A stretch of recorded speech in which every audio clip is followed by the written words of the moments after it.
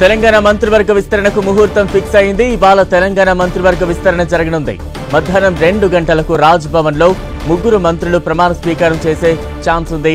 మంత్రులుగా గడ్డం వివేక్, అడ్లూరి లక్ష్మణ్, వాకిటి శ్రీహరికి ప్రమాణ స్వీకారం చేసే ఛాన్స్ ఉన్నట్టు తెలుస్తోంది. మంత్రివర్గంలోకి 2 ఎస్సీ, ఓ బీసీ వర్గానికి అవకాశం లభించనున్నట్టు తెలుస్తోంది.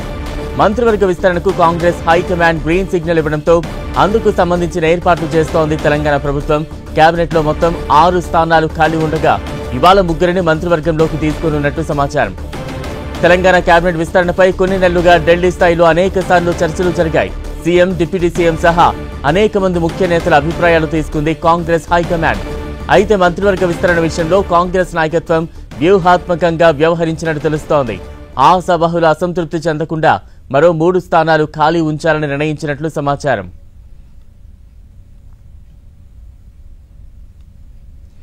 ఇక మరింత అప్డేట్స్ అందించేందుకు మా ప్రతినిధి ప్రతాప్ సిద్ధంగా ఉన్నారు. ప్రతాప్, బలరాం, ఈ రోజు కేబినెట్ విస్తరణకైతే సర్వం సిద్ధమైందని చెప్పుకోవచ్చు. మొత్తం కేబినెట్ లో దాదాపు 6 బెర్తులు ఖాళీ ఉంటే ఇందులో 3 బెర్తులు మాత్రమే భర్తీ చేయాలని చెప్పేసి నిర్ణయించారు. మిగతా 3 బెర్తులను కొన్ని సామాజిక సమీకరణాలు కానీ మిగతా సమీకరణాలు ఈక్వేషన్స్ కూడా సెట్ కాకపోవడంతో వాటిని వాయిదా పెండింగ్ లో పెట్టడం జరిగింది. అయితే ప్రస్తుతం ఈ రోజు 3 భర్తీ చేస్తున్న 3 కేబినెట్ బెర్తులకు సంబంధించి చూసినట్లయితే కనుక 2 ఎస్సీ సామాజిక వర్గానికి, 1 బీసీ సామాజిక వర్గానికి కన్ఫర్మ్ చేయడం జరిగింది. బీసీ సామాజిక వర్గం నుంచి వాకిట ముదిరాజు ఉమ్మడి మహబూబాబాద్ జిల్లాలోని మక్తల్ ఎమ్మెల్యేగా ఉన్నారు.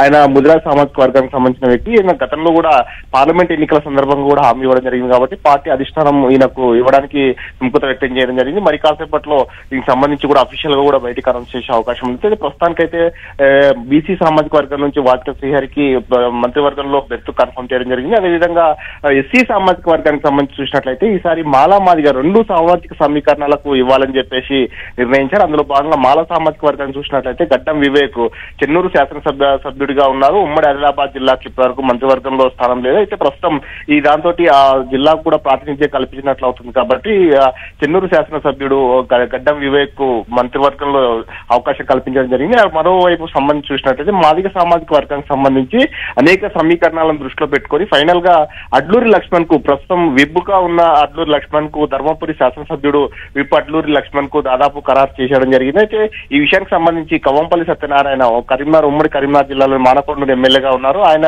పేరు కూడా ప్రతిపాదన రేస్ లోకి వచ్చినప్పటికీ కూడా ఫైనల్ గా కవంపల్లి సత్యనారాయణ కంటే అడ్లూరి లక్ష్మణ్ కి ఇవ్వాలని చెప్పేసి పార్టీ ఫైనల్ గా నిర్ణయానికి వచ్చినట్టుగా కూడా తెలుస్తుంది.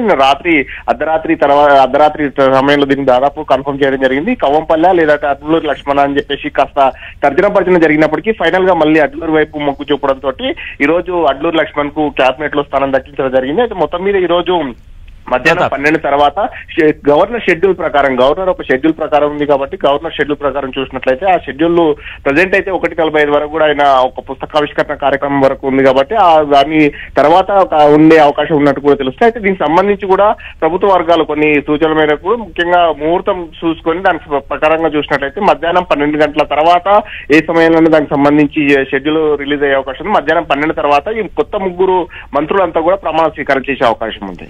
ప్రతాప్, అంటే కాంగ్రెస్ పార్టీలో సీనియర్ల నుంచి చాలా మంది కూడా మంత్రివర్గ విస్తరణకు సంబంధించి చాలా మంది ఆశలు పెట్టుకునే పరిస్థితి.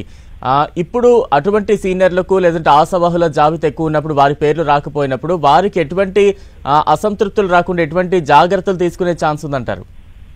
డెఫినెట్ గా దీన్ని దృష్టిలో పెట్టుకుని అనేక సమీకరణాలను దృష్టిలో పెట్టుకుని కూడా కేబినెట్ సంబంధించి దాదాపు మనం చూస్తాం 1.5 year నుంచి కూడా అనేక సందర్భాల్లో అనేక సమీకరణాలను కూడా పరిగణలోకి కూడా తీసుకోవడం జరిగింది. దీనికి సంబంధించి కూడా సీనియర్ నేతలు కానీ మిగతా చాలా వరకు కూడా ఉమ్మడి జిల్లాల వారీగా ప్రాతినిధ్యం కల్పించాలంటూ కూడా ఒక డిమాండ్ కూడా రావడం జరిగింది. ఆ ఉమ్మడి జిల్లాల ప్రాతినిధ్యం చూసినట్లయితే కనుక ఉమ్మడి ఆదిలాబాద్ కానీ, నిజామాబాద్, రంగారెడ్డి, హైదరాబాద్ ఈ 4 జిల్లాలు కూడా ప్రాతినిధ్యం లేకుండా ఈ 4 జిల్లాలకు కల్పించాలని చెప్పేసి ఇప్పటికే పార్టీ అధిష్టానానికి కలిసి నిర్ణయించడం కానీ దీనికి ఇక్కడ ఉన్న సమీకరణాలను దృష్టిలో పెట్టుకుని కూడా అన్ని ప్రస్తావించడం జరిగింది. అయితే దీన్ని దృష్టిలో పెట్టుకుని కూడా అన్ని సామాజిక సమీకరణాలు కానీ మిగతా అంశాలను అన్నిటి కూడా పరిగణలోకి తీసుకున్న తర్వాత ఫైనల్ గా ఒక నిర్ణయం అయితే తీసుకోవడం జరిగింది. ప్రజెంట్ ఈ రోజు ఏవైతే 3 కేబినెట్ బెర్తులను భర్తీ చేస్తున్నారో మిగతా పెండింగ్ లో ఉన్న 3 కేబినెట్ బెర్తులకు సంబంధించి కూడా త్వరలోనే నిర్ణయం తీసుకుంటారని కూడా చెప్తున్నారు. అయితే దీనికి సంబంధించి కూడా కొన్ని సమీకరణాలను దృష్టిలో పెట్టుకొని ముఖ్యంగా మైనార్టీలకు కూడా అవకాశం కల్పించాలని ఒక ఆలోచన చేస్తుంది. మైనార్టీ కానీ, ఎస్టీ కానీ, అదేవిధంగా ఓసీ సామాజిక వర్గం నుంచి కూడా చూసినట్లయితే కనుక రెడ్డి సామాజిక వర్గం నుంచి నుంచి ప్రధానంగా కోమటిరెడ్డి రాజగోపాల్ రెడ్డి గానీ అదేవిధంగా